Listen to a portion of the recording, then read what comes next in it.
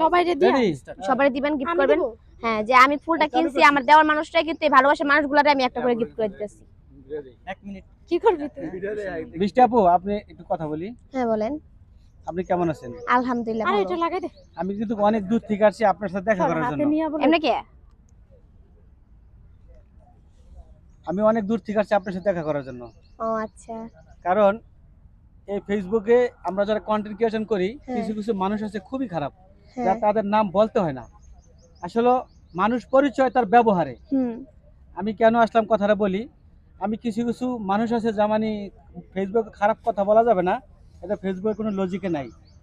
তো যারা এআই দিয়ে ভিডিও বানান তারা আসলে মানুষের কাতারে না। একমাত্র আমার এই বোনটাকে আপনারা, আমি একটা ভিডিও দেখছি, আমার কাছে অনেক খারাপ লাগছে। আমি সেই জন্য আসছি বৃষ্টি অপর কাছে, যে সে কিন্তু অত্যন্ত খুবই ভালো মানুষ, এবং দয়া করে কেউ তার নিয়ে খারাপ কোনো কথা বলবেন না ভাই। কেউ তার নিয়ে খারাপ কথা বলবেন না। আসলে সবারই মা বোন আছে, আমারও মা বোন আছে, আপনাদেরও মা বোন আছে।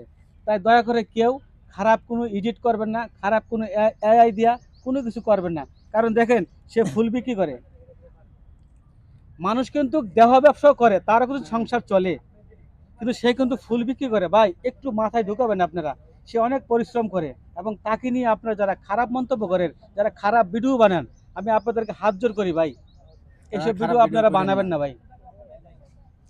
কারণ একটা কথা মনে রাখবেন, পাপ করলে পাপের প্রায়শ্চিত্ত আপনাকে অবশ্যই ভোগ করতে হবে। মিস্টার আপনি কি বলেন? কিন্তু এইসব মানুষগুলো নিয়ে আমি আর কথা বলতে চাই না। ওরা যদি পারে যে ছবি দেয় দিয়ে মানে বাজে কিছু করতে, যে আমাকে নিয়ে যারা করতেছে তারা তো একটা বাস্তব না, কিন্তু ওদের মা বোনের সাথে বাস্তবে ঘটে দিব। হ্যাঁ হ্যাঁ, ঠিক, খুব সুন্দর কথা বলছে। সবাই ভালো থাকবেন, সুস্থ থাকবেন। আল্লাহ। যারা এসব করে